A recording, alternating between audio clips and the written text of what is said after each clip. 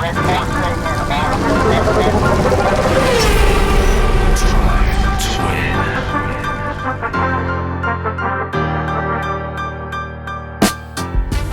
everybody to Drive to Win. I'm Justin Bell and I am here at the Wynn in Las Vegas. And it's time for another episode of this new Formula One lifestyle podcast. And I tell you what, we're having a lot of fun doing it, getting great response from all of you at home through social media, and the show will continue to get better every week. Now, obviously, we had the race in Barcelona, the Spanish Grand Prix, and we have the Canadian Grand Prix coming up. But this is a week in the middle when there is no Formula One race, which means those young drivers get off to go and have a chance to spend some of the hard-earned money. And believe me, they have a lot of it. So I'd love to be in their shoes for these few days, a weekend at home or on a yacht or whatever. But of course, with the gap between the races, there is no break for the teams and the mechanics, the engineers, the brilliance of the engineering staff, aerodynamicists. Everybody has so much work to do. Yeah, even Red Bull probably have work to do, because while it looks like they have that stupendous advantage over the rest of the field, which they do, of course, there is also the fact that to keep at the front, the pace of the competition means they got to stay there, which takes a lot of work on a daily basis. And of course, upgrades have been coming for all the teams, getting more into play as the next race comes around. But being a week off, you may think, well, why would they do that in the early part of June? Well, it's actually time for the Le Mans 24 hours, the 24 Heures du Mans. It's the 100th anniversary of the first running of this, probably one of the most famous races in the world. We talked about it on last week's show. You have Indy 500, you have the Monaco Grand Prix, and of course, you have the Le Mans 24 hours. And many, many drivers have wanted to win all three of those. It's like the triple crown of motorsports. And one guy came pretty close, and that is our guest for today, Mario Andretti. Yeah, you heard it. The one and only Mario Andretti, the biggest brand name as a driver, perhaps, in the world over the last 50 years. And he'll be joining us from his home in Nazareth, Pennsylvania. But a little bit about Le Mans.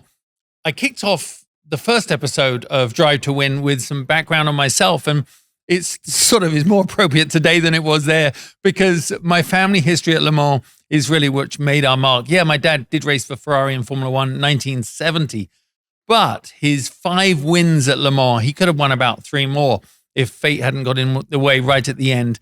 But that is the nature of Le Mans. It is so tough to win.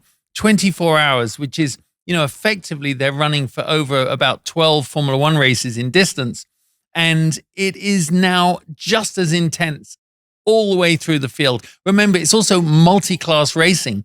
So Le Mans has all these different categories down the field, from the prototypes, which is the first year of this LMDH homologated rules, where it's convergence of regulations worldwide between the FIA, the WEC, and IMSA. And these hybrid prototypes are literally pound for pound as fast as a modern day Formula One car. But they have different demands. They have kind of like almost a second seat, not really, electronics in that side. But it's got the philosophy, the overarching philosophy of sports cars, which is long distance, high pressure racing. And at Le Mans, 24 hours starting at 4 o'clock on the Saturday, going till 4 o'clock on the Sunday. LeBron James is the Grand Marshal. So all the festivities being brought in. For me, my biggest moment at Le Mans was in 1995 on Father's Day, when my dad, Andy Wallace, and I, in that beautiful green and yellow Harrods McLaren F1 GTR, cars are now worth about $30 million, I'll add. We got to race that around that track in the heyday of that iconic sports car. It just, to this moment, the most important thing I've ever done. And certainly my only real chance at that point of driving a car that was so state of the art.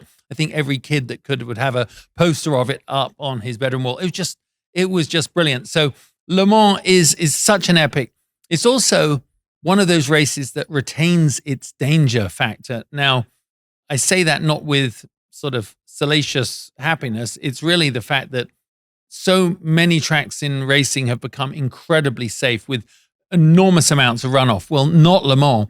As people have died there, sadly, with regular occasion, because anytime you're running on a track that is so close to the guardrails, so close to the trees, that if something goes wrong, you can be atomized if you hit the trees. I mean, just staggering. And in fact, the near misses are as legendary, thank goodness, as the actual horrible fatalities.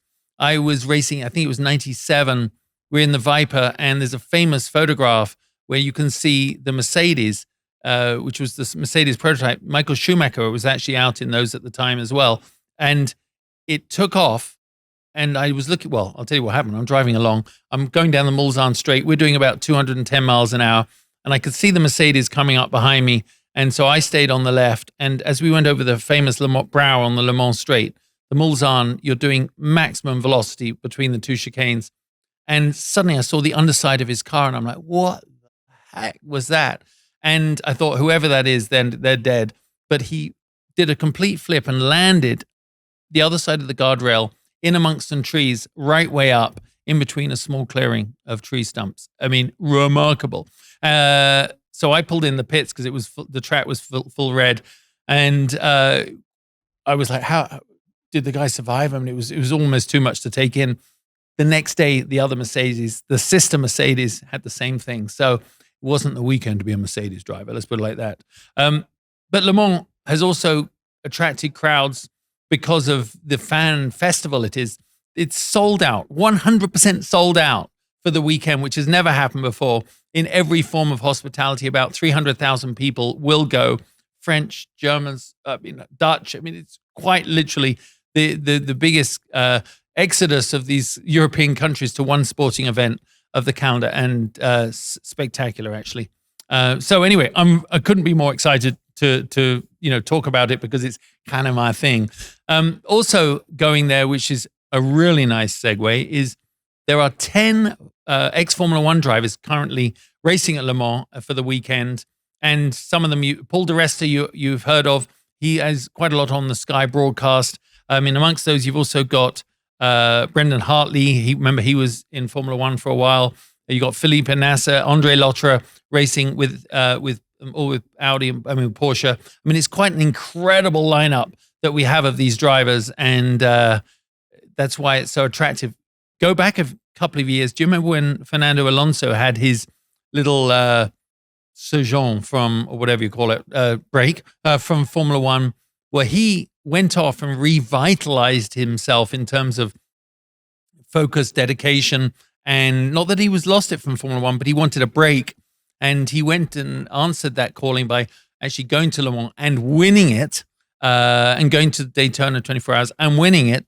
And I think his experiences there at Le Mans were in every way matched his expectations. That's why so many drivers, even Max Verstappen a couple of weeks ago said on an interview, you know what, when I'm retired from Formula One, it doesn't mean I'm retiring from racing itself. I love racing, and Le Mans is one of the races that's on his, and the Nürburgring 24 Hours that's on his radar. So the future is bright in all forms of motorsport, even when some of the superstars move out of the Formula One territory. So, let's, one other thing meant to mention. The American crowd here, we know, obviously, I know you're all Formula One fans, but I'm sure some of you are NASCAR fans. The car that really needs following along is the Garage 56, which is a special entry at Le Mans where you're not eligible for points, prize money, trophies, but it's, if you like, the end garage that represents technology, future development in cars. They ran the Delta Wing there a few years ago, which is almost it was a four-wheel car, but two very close front wheels. The first time they run a hybrid, the first time they've run electric, all from Garage 56. And this year it is the NASCAR entry run by Hendricks Motorsports, and so much social media right now about it. The drivers, Jenson Button, Mike Rockenfeller, and Jimmy Johnson are being trained by Jordan Taylor, are all racing together. Rocky's won it quite a few times, has won Le Mans, been on the podium and won in class a lot. And he's the sort of experienced hand up amongst Jenson Button, who has raced there before, but all out in a car that apparently is just echoing the noise of that V8 thundering around Le Mans has been quite spectacular. And that's not only great for sports cars for us to see it, but it's a way of obviously promoting NASCAR's future forward into what it would like to do in Europe and attracting fans. it's obviously quite heavily modified. You couldn't run a NASCAR at the ride height that it has on a normal track. They've even made special air jacks to go on. I mean, they're not allowed air jacks, which are the normal jacks that come out under the car in sports cars. Instead, they're having to use their floor jacks like they do in a NASCAR race. But of course, to run fast, to run at 200 miles an hour, the car has to be lowered to the ground. And to go around the corners, it has to be lower to the ground. And so they've developed special jacks and things. I mean, it truly is a crowd pleaser. And the guys are serious. At the moment, last thing I heard, they were running as fast as any of the other GT cars. So quite spectacular. Well, shall we introduce our main guest for today, Mario Andretti, one of only 3 drivers to ever have won races in Formula One, IndyCar, sports cars, and NASCAR. Obviously, an immigrant who came over here with his brother Aldo. They came over, they first were riding around racing bicycles and then got the chance to work at a local garage and then got some races in. There was a quarter midget track down the road. That's where they first saw racing, by stealing under the fence and taking a look at it. They got a car, they built a car, they started winning, and the rest is history. I mean, he was the 1978 Formula One champion, 4 IndyCar titles. He won Indy in 1969, the 500. He won the Daytona 500.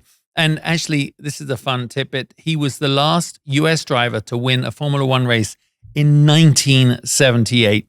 So a man that truly understands not just the demands and pressures of being a Formula One driver, but also what it takes to be an all-rounder, and just basically proves that if you're an excellent pilot behind the wheel, you can win in anything. So Mario, you are my hero, and I couldn't be more excited to have you here on Drive to Win. Nice to see you, man. Wonderful, wonderful. Thank you, Justin. Thanks for having me. Well, it's easier for me to come to Vegas than like I did last time to come to your place. But I got to say, being at your house was for Life with Legends was like an insight into what happens to someone, what their world looks like when they've won a lot of races. And thank you for having me there. It was very cool. My pleasure. You may visit anytime. I'll have warm coffee for you. I love that. Well, one of the things, beer.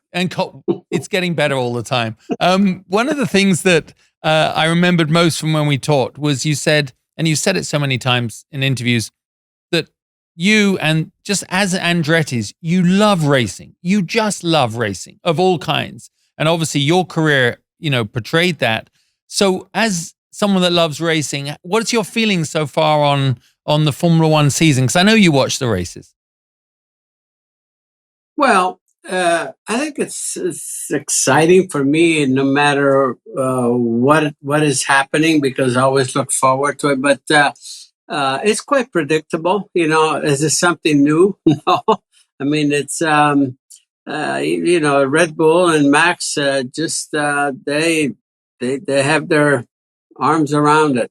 No matter where they are, and when they falter for whatever reason, it seems like Checo picks up the pieces and he usually puts it all together. So it's amazing. You got to give them credit. How much they've been on their game. No matter where they go, and no matter what they're facing as far as the conditions and so forth. That's admirable, quite honestly. Yeah, but you had your own period of dominance, and it's very easy for everyone else to say, just out the front, they're cruising. It's not easy to stay at the top of the field, is it? No, it's not. I mean, it's again, it's you're up there because obviously you have the equipment, whatever, but mistakes and so on and so forth can always happen. I mean, you're still at the razor's edge. No matter how much you think you have some sort of an advantage, the competition is always right at your heels. So again, that's why, any way you look at it, I give Max a lot of credit and the Red Bull team, for just being on it. My good friend Adrian Newey, he's the magician there, no question about it. And his magic continues. When did you first run across Adrian?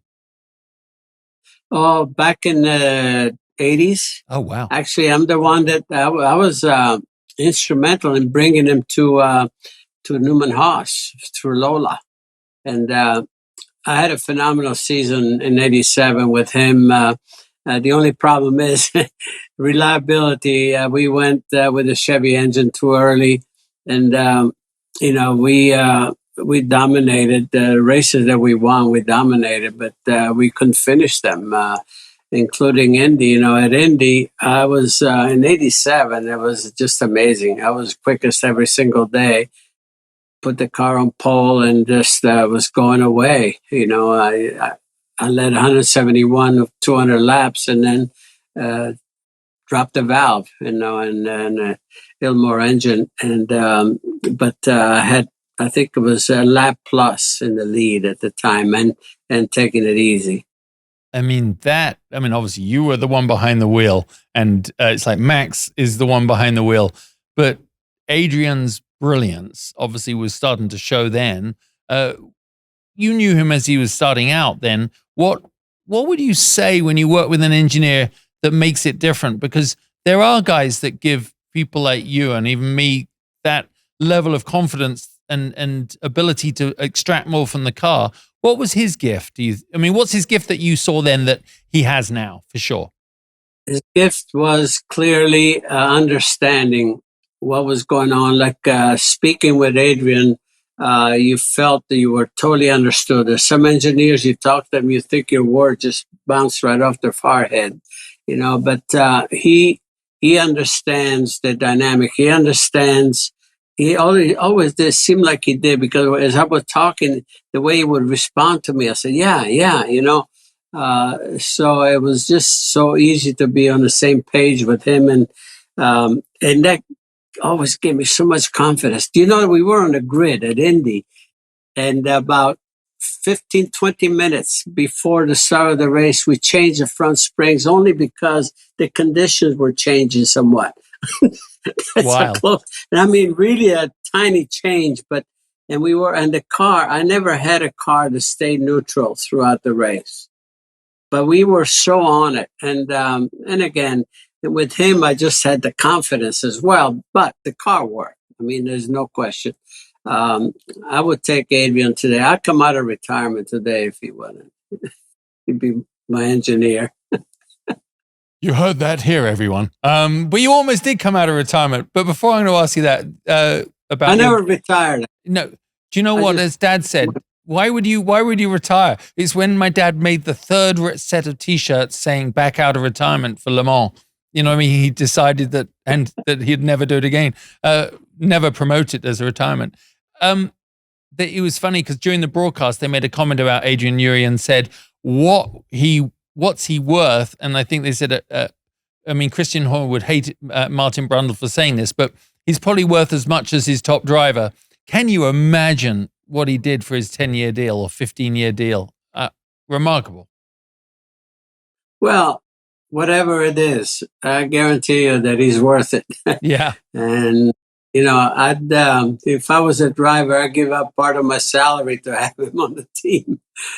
So it's the man gets it done, and he's one of those that the beautiful thing about Adrian is he has the practical ability on top of all of the whatever is available today, obviously on the technical side, but he's got the practical side, and he knows that the computer does not drive the car, and that's the difference.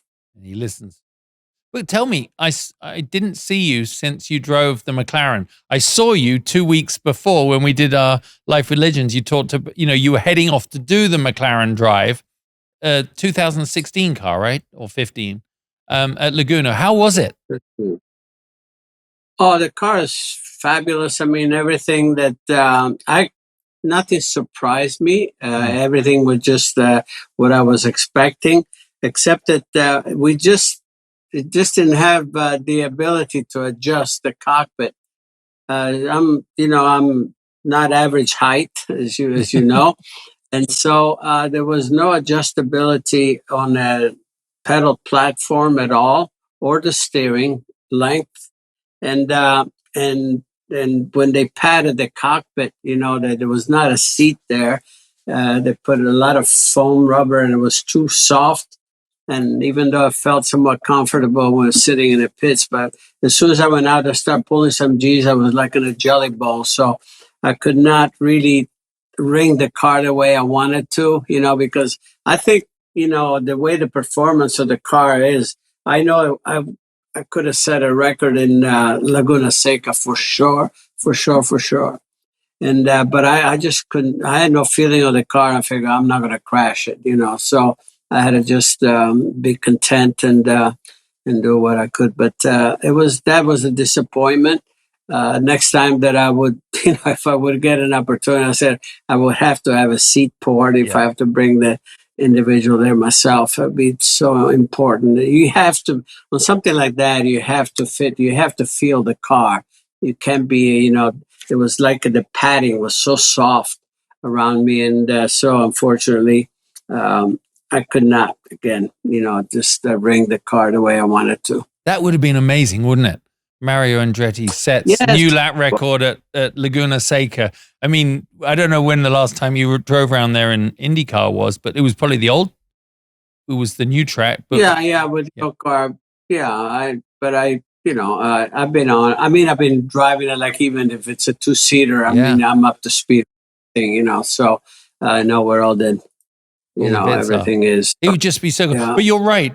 When you're sitting in a car, it makes you just made me realize I was watching Lewis's hands, that great shot from behind the wheel that you see in, cameras everywhere, right?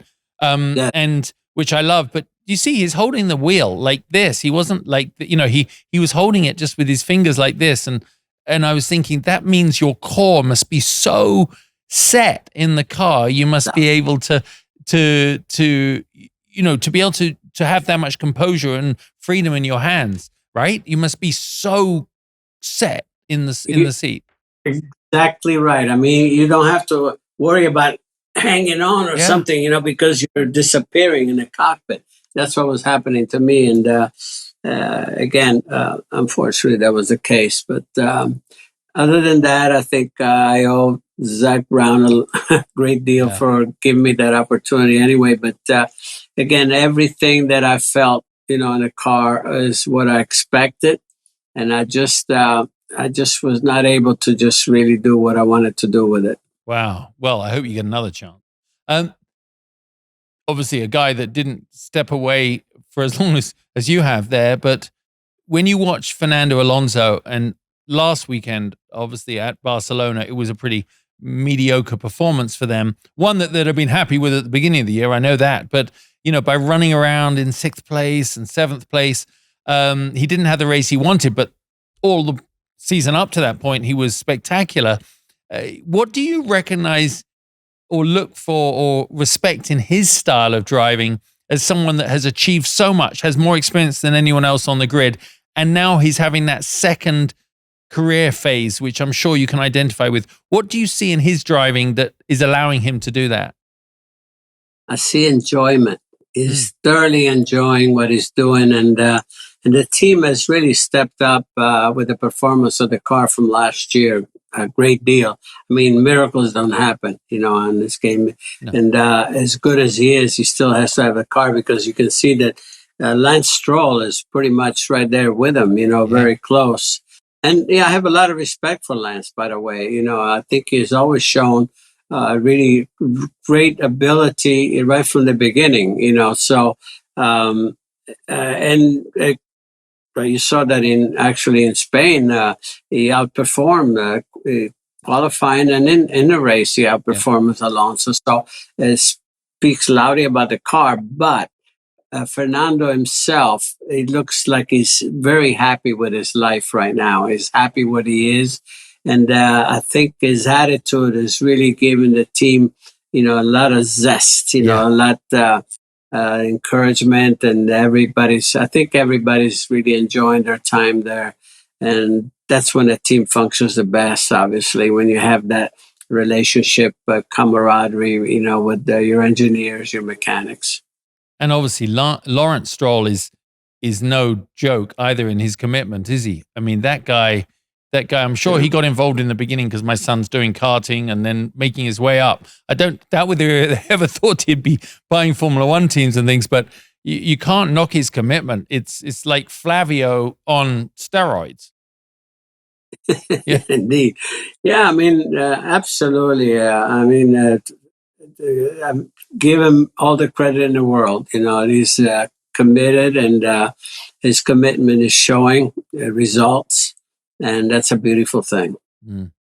You're a man that Ferrari, obviously, and we talked about it in our original interview, Ferrari were the goal for you. Obviously, as a kid, you got there. Ferrari, for me, I said every show almost, I root for red just because it seems it's just deeply ingrained. And I think everyone up and down the pit lane roots for them. Every driver would like to wear that suit. What's your analysis of the Ferrari problem? I wish I knew. I mean, it's somewhere. I mean, for some reason, I don't know. There are times when I'm sitting on the couch and I think I could have made a better call on tires, for instance, than they have been doing. So that's not a good thing. I don't know about the strategist. I don't know also how much input the drivers really have, whether they just pretty much say, okay, you do this, you do that, and they do it. But sometimes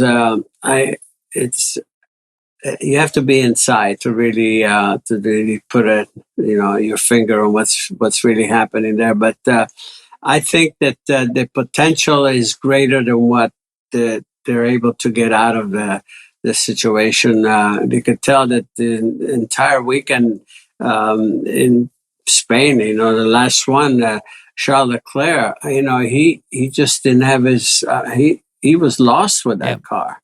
I couldn't believe it, and some of the comments he was making also, he said the car, like qualifying, he said the car on the left-hand corner was undrivable. What in the world? Is it aerodynamic? Is it the suspension? What is it? But there's something wrong. So, and he's having some of these issues. Yeah, and then Carlos was on the front row, but just not understanding. Just in the race, the race pace. I mean, he was down there, unfortunately, with the Williams. Which is saying something.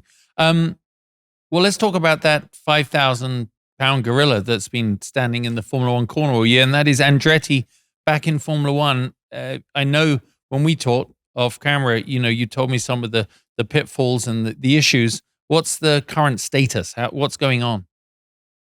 Well, everything seems to be, pretty much in place, if you will, from the standpoint of what is being asked of them. And right now, it's just everything is evaluated, as they call it. It's all the protocol is taking place, and looks like there should be a decision.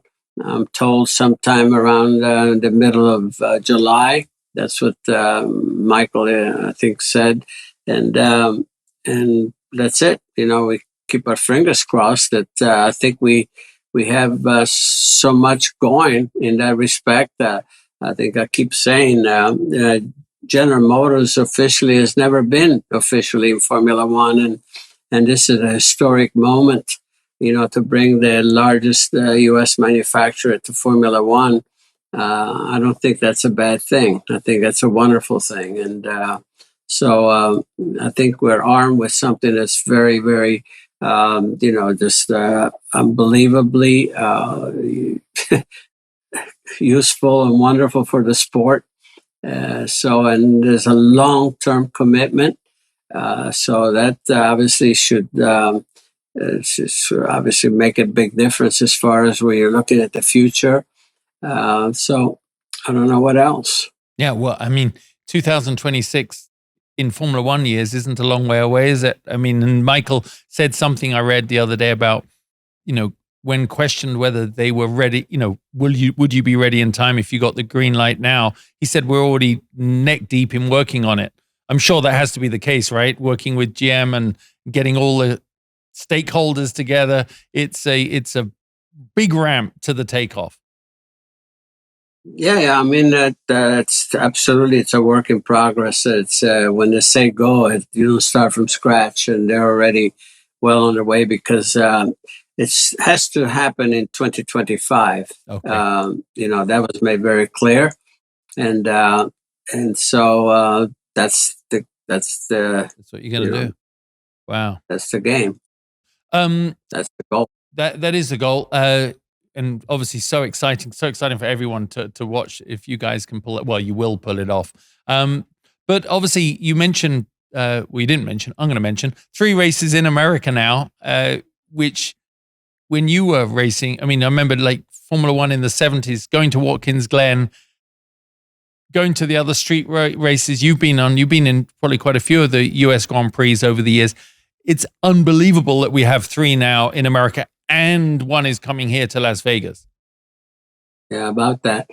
Yeah. I mean, it's everything is going in the right direction as far as America. Again, being the only country to field 3 Formula One races, and I don't think there would be anything too wrong to have a full. I know they have the Gene Haas team and so forth, but this would be a little bit different in that respect as far as the effort. I mean, they're doing just great, but this effort will be fully 100% America, and ultimately engines. And Michael said there will always be an American driver in there, at least one, and then ultimately maybe just both. But it would be, I think it would be something that should be appealing. I would suspect should be appealing to the Formula One fans, to the American fans especially, to be represented. Let's face it, I always said, Formula One is the Olympics of motorsports. It's, it's got that international flavor, fully international flavor. And so you want to fly your flag, within that. And so there's a lot of pride that goes with it. And all of this plays very well. Yeah, it really does. That's why we're doing this show, just because there's so much interest, and we're really capitalizing on that and trying to tell the American stories, and with the focus on everybody coming here to Vegas, the 22nd race of the year. It's a great bubble. It's a great bubble. Yeah. Great bubble. You want to feed it. Yeah. You want to feed that bubble. You got it, and it's so nice for a change that the motorsports bubble is encompassing America. That feels good, because for so long Formula One was happening over there. What year did you first do the Canadian Grand Prix? It's amazing. I was in 77. I was over a lap. I lapped the field, and I was running. It was running out of oil. I think it was consuming the Cosworth engine they had. They had, I don't know, mechanically there was something experimental, and I was running out of oil. And on that last lap, going up the straightaway, it's the Andretti straightaway, Mario Andretti straightaway, the engine blew up. And I tried to weave around so I could scatter, oil and so forth, but and I coasted, and I was like maybe 10 meters from start finish line, and I was classified 6th. That would have been a world championship in 77, by the way, just by winning that race. Which it's not the only one that I dropped out leading. Good Lord. Well, obviously, this weekend is Circuit Gilles Villeneuve, so I know that's the big one. It's a great layout. Great layout, right? Great city to go to. What do you think we're going to see this weekend? Much change in the order of the cars? Obviously, Red Bull will sort off in the distance, but everyone else? Well, maybe not. I mean, it's we've seen Mercedes actually really come to life in the last couple of races. It's you never know. You could, if you had to predict, you would predict Red Bull dominating again. But that's what makes it interesting, quite honestly. So maybe they won't, and we'll see what happens. So everybody's working hard, that. Nobody's sitting still, and so we'll see. But like any other race, I always look forward to these events so much, because I just love it.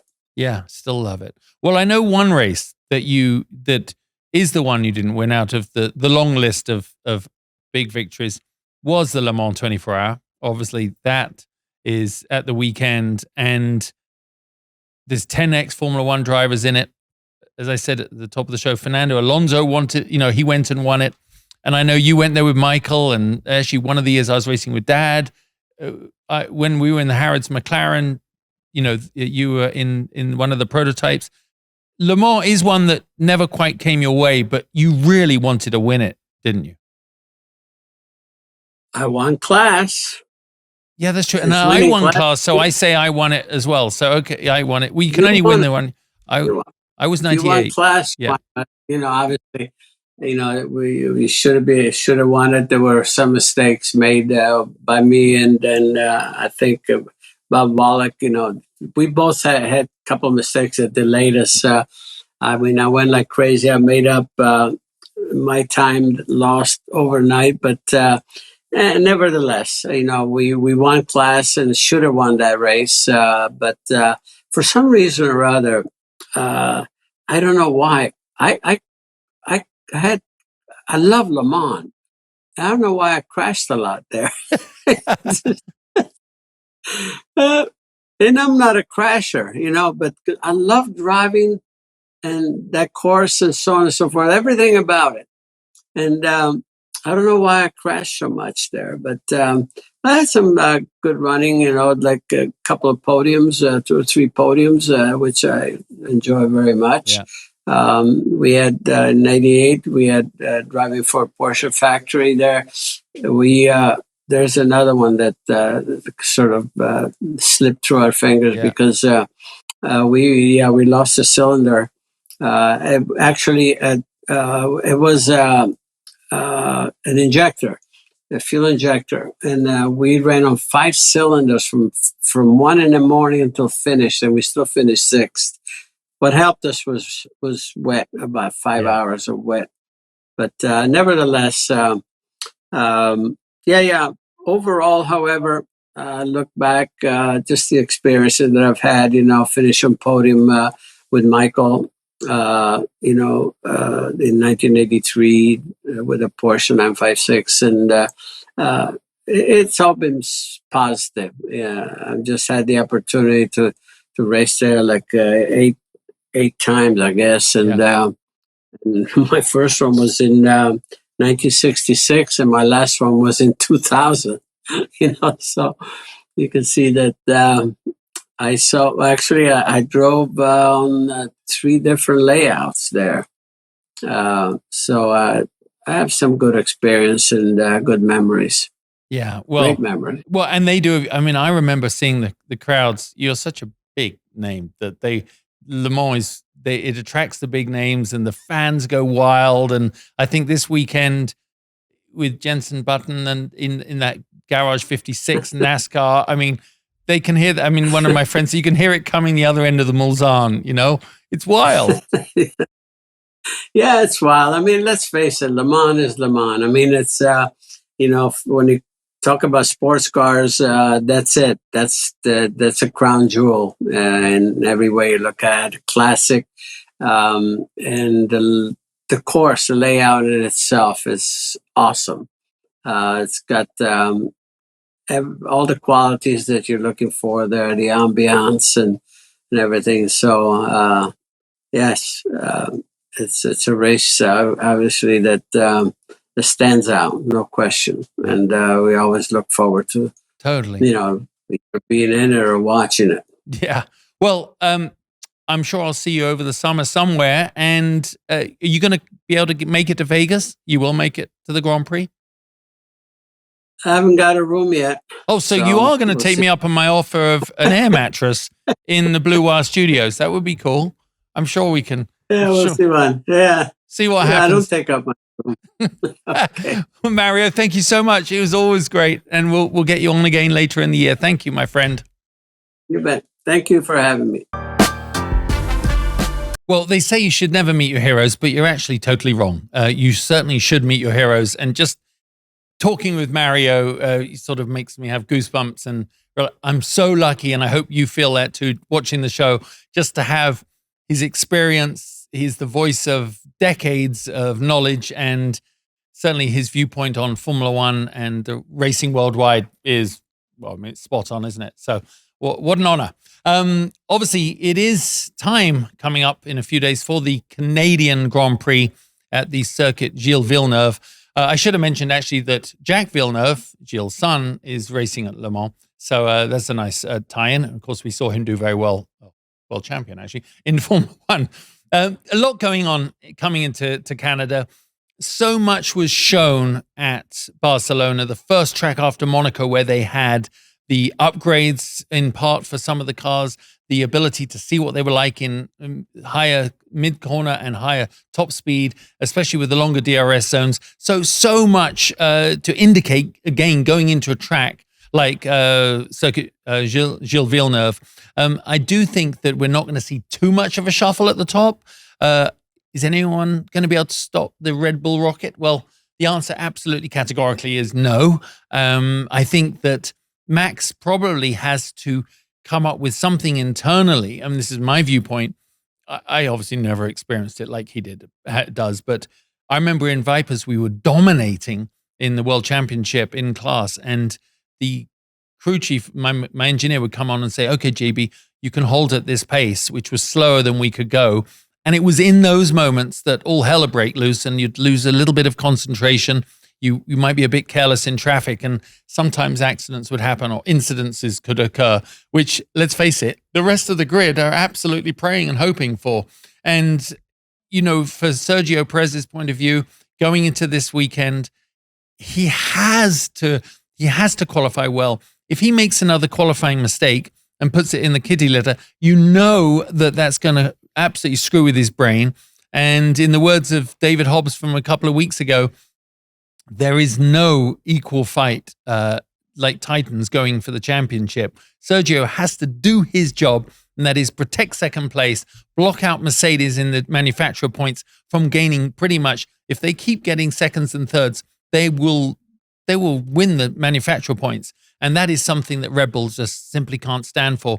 So the pressure on Sergio is not to win. It's to be the perfect wingman, protect Max's rear end, and obviously help control the race. So that is a big job. And when it comes to job security, if you do that job well as the second driver, as the teammate to greatness, then you've done it well. Eddie Irvine with Michael Schumacher. There was so many examples over history where the second driver really had a role to play, and it didn't involve winning races. Obviously, with Mercedes getting themselves up second and third at Barcelona, I just loved Lewis's reaction in the post-race interview when asked could he really do well at, can he take the fight by the end of the year to the Red Bull? And he just kind of looked around and went, no, they're just too far apart. But remember, Lewis went through his own decade of dominance, so to speak. He won everything. He won all those championships. And now he's just as talented, just as fast, just as hungry. And their work ethic and him and George Russell working together, I think we are going to see some great things. It's just maybe not going to knock Max off the top spot. They just had to be ready to pounce if something happens. Obviously, with Aston, not a lot of news coming out why they weren't so good at the last race. I can only think that something in the car didn't suit Alonso. Obviously, he says he damaged the under tray when he went wide and qualifying, and I think that may be part of it. But you think they replace everything they can. But his car obviously was still not the pace. And Lance Stroll, well, for me, he was just so good in Barcelona. I think his confidence must be up. There was a moment when he was fighting with Lewis for the last at the start rather, and I was like, bloody hell, that is Lewis Hamilton. He's Lance Stroll. And no disrespect to Lance, but you don't put him on the same ranking as Lewis. And he took the fight to him. So the Aston's obviously pretty sporty. And I hope that, I really hope that he can continue that form because it makes everyone feel better. And Ferrari,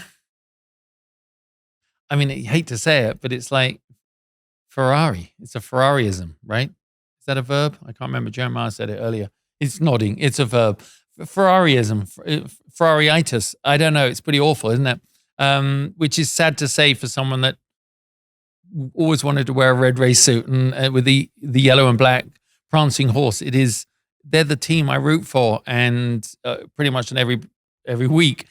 I just hope they can find that form. You know that Carlos Sainz, he drove ahead of the car to get itself up there, and the grid is second, obviously, at Barcelona on the grid, and he was right thereabouts during the race.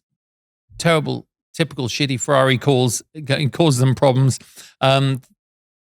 Judging by the press on their post-Barcelona sort of reviews, they know they have so much to do, and as the team principal said, it's really not just one thing. We can't find it. We need to find it, and let's just hope they do better at the next race, because the sport globally does well economically when Ferrari is at the front. That's just a fact, and they deserve it. And of course, the Alpine showing us that they were great at Barcelona too, right up at the top. So I think that we're going to have a pretty good showing from the best of the rest going into this weekend's race. I can't wait for it. I hope you enjoy it.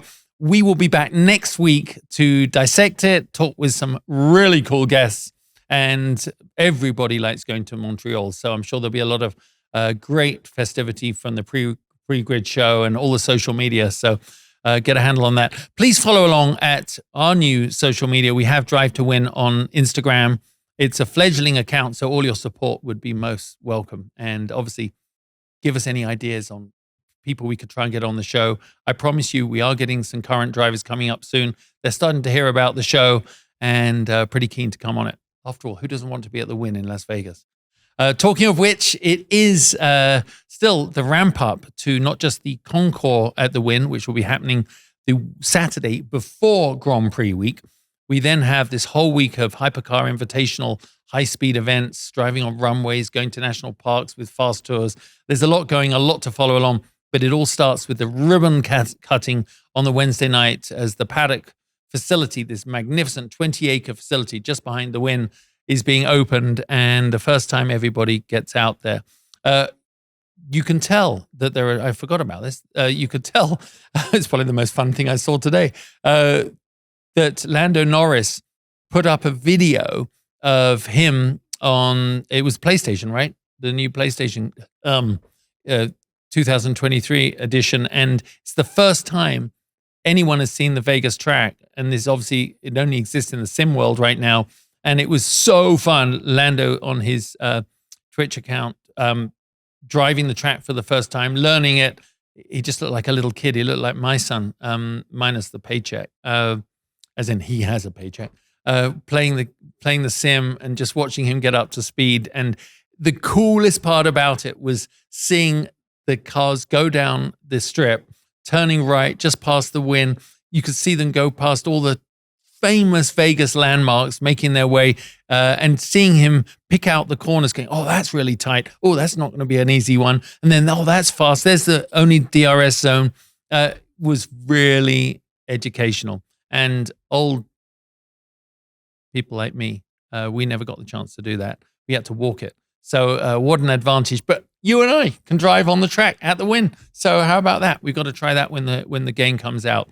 So follow along on our social media, and of course, go to Wynn Las Vegas /experiences/F1 if you want to be here in person. And literally, you could be standing outside our studio during the week of the Grand Prix, and we'll have people, yeah, that guy walking past there, but maybe you'll stop and look. We're going to be doing that all week, so it'll be just so much fun, and I hope you will join us then. Anyway, thanks for watching Drive to Win.